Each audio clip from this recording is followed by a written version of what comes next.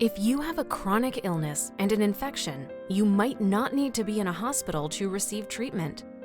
You might receive anti-infectives, such as antibiotics, by IV at home.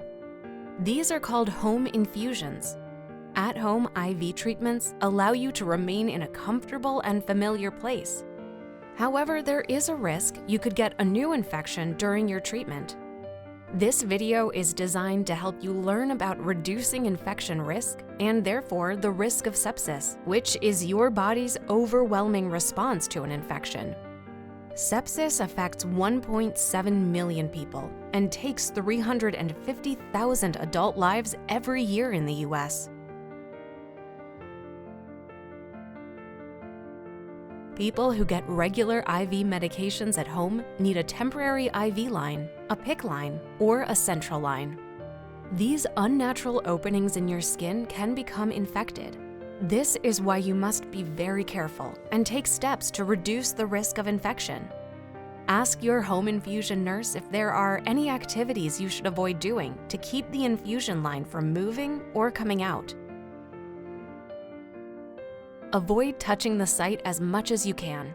If you must touch it, always wash your hands well with soap and water beforehand. Keep the bandage over the site clean and seal it all around to protect the open wound. Follow your home infusion nurse's instructions about how to protect the site if you want to take a shower. Ask your home infusion nurse what you should do if the cap comes off your catheter. Keep all your supplies in a clean, dry place and dedicate one spot in your home for your treatment. Keep this area as clean as possible.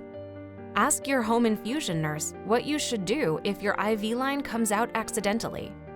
Take your temperature every day and report temperatures above 100.5 to your home care nurse.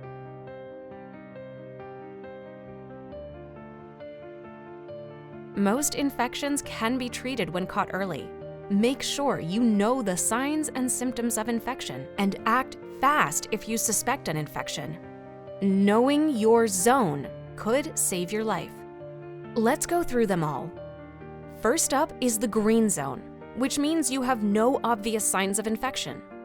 To be in this zone, you must have none of the symptoms shown on the screen. Next is the yellow zone. This might mean signs of infection are starting. When meeting with your home infusion nurse for the first time, ask who you should contact if you notice any signs of infection. Be sure to ask how long you should wait before following up if you must leave a message. When speaking to the medical professional, be as clear as possible. Tell them your signs of infection and that you have an open site. Express concern and be sure to mention what you are concerned about and why. The final zone is the red zone. This is an emergency situation. If you are getting worse, you are in the red zone. The red zone is a medical emergency. Call 911 or have someone take you to the closest emergency department if you can't reach your healthcare provider or you think you are in the red zone.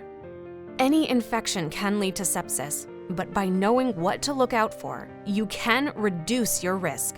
At Sepsis Alliance, it's our vision to create a world in which no one is harmed by sepsis.